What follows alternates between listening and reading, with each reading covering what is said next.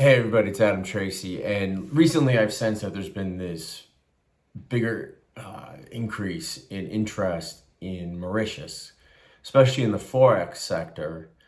And I think a lot of it has to do with the fact that unregulated Forex, which I've spoken about before, has really started to kind of go away because of the banking issues associated with it. And then comparable or previously comparable jurisdictions like Seychelles and other places have also experienced problems with obtaining banking, whether you're licensed or not. So Mauritius is a logical alternative, and it's sort of the low-hanging fruit. Like Vanuatu has become more difficult to obtain the license in through their financial dealer's license, but Mauritius has sort of gone the other way. And it's really a combination of two licenses, right? Because not being in Mauritius, you have the investment dealer license, and then you also have what's called the global business license. Mauritius itself has tax, albeit relatively minimal, but acting as through what's called the GBL, global business license or global corporation, you're indicating that you're going to operate outside of Mauritius, and therefore there's no tax on outside profits, right? So that's how you get around the taxes, by getting the second license, which is actually relatively simple to do, and you do concurrently with the Forex license. And, two things that really stick out to me about Mauritius is, one, from an economic substance standpoint, it's actually very light. You see like Belize, which was for a long time a place that people would go to for Forex or payments licenses, and they've changed their economic substance requirements to state something along the lines of the size of your office, your physical presence in Belize has to be commensurate with the size of your operations. So when you think about it, what does that mean? Number one, I have no idea. It just means like the bigger you are, the bigger your office needs to be, but it doesn't say how big or whatever.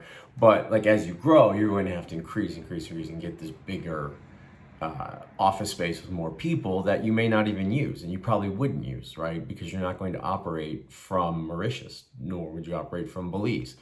Mauritius doesn't have that. They have kind of like a sort of bare bones approach, which requires a physical presence, and you're not really going to get away with anywhere not having a physical presence anymore.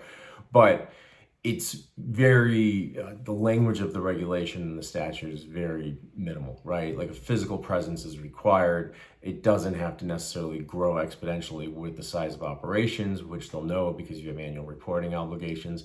It just has to be like one person in what would otherwise be, known as kind of like a BPO, right?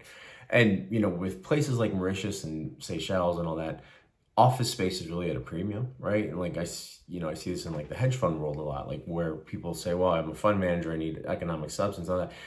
There isn't like this thriving downtown where you just have all this space, right? So it's actually at a premium. It's not cheap, right? It's the reverse of what many people think, because there's just not a lot of space.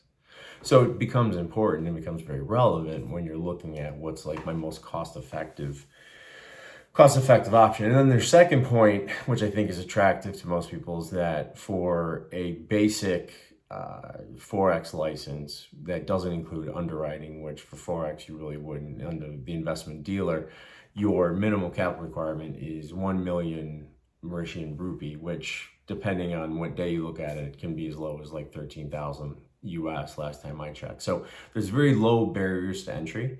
As far as like the regulatory framework there, there's like a heavy emphasis on AML KYC, as there should be and as there is everywhere, but it's not as full of, I guess, surprises as you would find in a lot of less developed places like Seychelles and even Vanuatu, where you can get to like the very end of the process and believe that you're on the verge of getting licensed, and then the regulator comes out and says, oh, but we need this, or we need that. And you're like, what the hell is this, right? Because you just went through and you did everything that said in the statute, and then all of a sudden they need more. And in some cases, depending on like the scope of operations, like if you have existing operations in the Forex sector and you go to get the license, you're exempt from providing the Mauritian regulator with like a business plan and all the kind of nonsense that you typically have to. So it's really a great foothold or place to get a foothold until you can kind of bootstrap to a larger, more notable jurisdiction. Ideal for startups in Forex, and certainly better than the unregulated because your banking options are fairly ample, both on the B2B and B2C side. So definitely check it out. If you have questions, hit me up, Adam at adamtracy, TRACY.io, and I will talk to you next time. Cheers.